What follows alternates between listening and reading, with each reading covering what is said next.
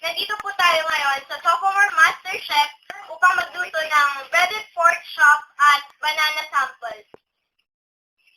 Ang mga ingredients, all-purpose flour, breadcrumbs, table salt, black pepper, 1 raw egg, and magic syrup, then pork chop.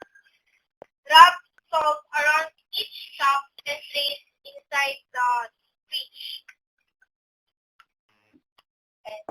Beat the egg and mix in salt and pepper.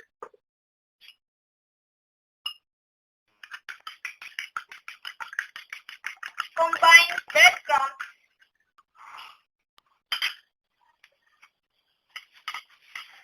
all-purpose flour, and beef broth powder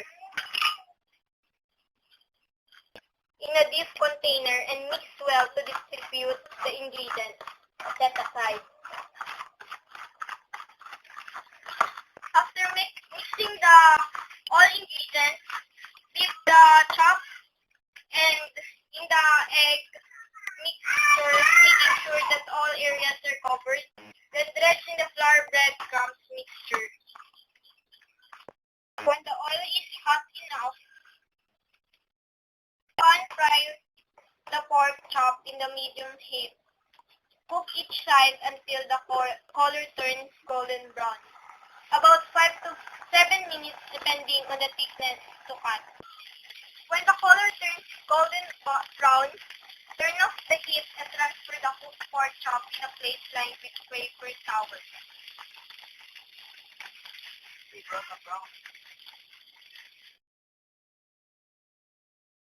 This is the finished product of my recipe, breaded pork chop. So, serve with joy. Ito po ang pangalawa kong recipe, ang banana sample po. Ito ang mga ingredients, condensed milk, milk powder, and cocoa powder. Especially the banana. Lagyan po natin ng condensed milk ang mga banana. Then, milk powder. Then, cocoa powder. Until the recipe will form. Ito po ang aking mga finished product, breaded pork chop